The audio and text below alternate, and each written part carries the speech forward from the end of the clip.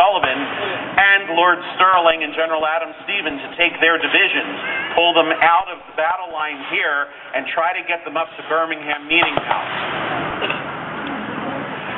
Now you're able to hear in the distance a little bit of what's called in the 18th century popping gunfire. This is skirmishing that's going on.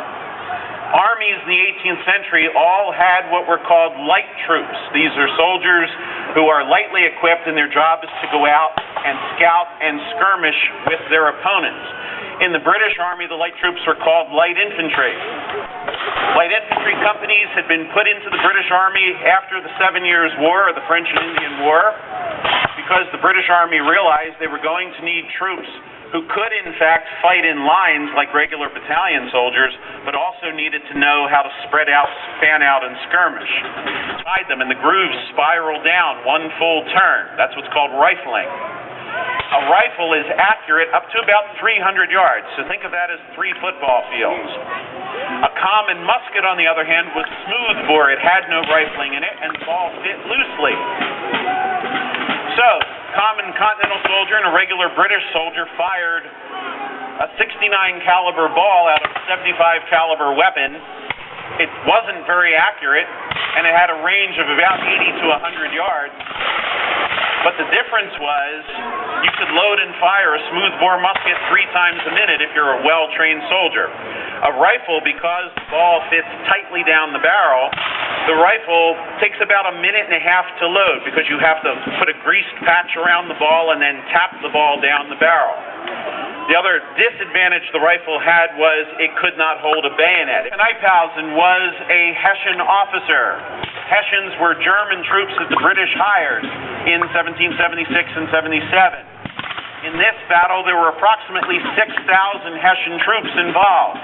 Most Hessian troops wore blue uniforms, but their Jägers wore green. The word Jäger in German means hunter. These men carried short hunting rifles. Came across a letter of a Massachusetts man named Joseph Ward, who wrote to John Adams after the Battle of Germantown, and he used the most amazing description. Those of you that are into Bible studies may recall a place mentioned in the Old Testament, a place called Tophet. Tophet was a place somewhere outside of Jerusalem where people gave human sacrifices in fire. They would put children into bonfires, sacrifice them to the god Molech. And God-fearing New Englanders, the 18th century, always used Tophet as a synonym for hell.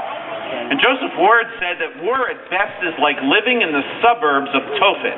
And the day of battle is like being at the very gate. You've never heard anything like it. Screams and yells, fire and smoke, gunfire, mortals crouching on the verge of eternity.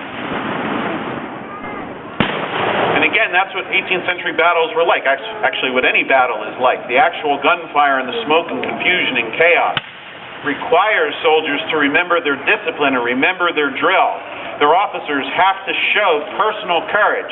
If the officer shirks, especially in an 18th century battle, the men are going to panic and run. In the British Army, the officers in those days, for the most part, were aristocrats. Many of them inherited their positions. You had to buy your commission in those days. They managed to fire exactly 1 volley at the American line and then rushed it with bayonets.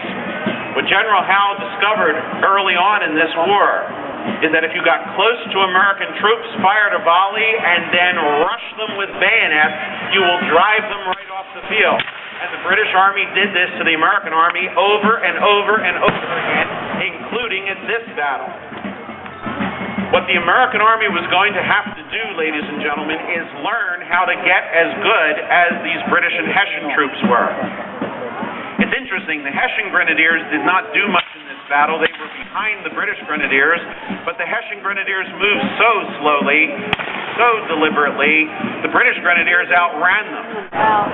And he said when they got up to that area about where Harvey Road hits the old Wilmington Pike, they went into the battle line there, and he said they stood for an hour, they fired off rounds of ammunition. And he said he never heard such gunfire at that point, and he said the distance between the lines was about 50 yards. So that's what you're looking at here.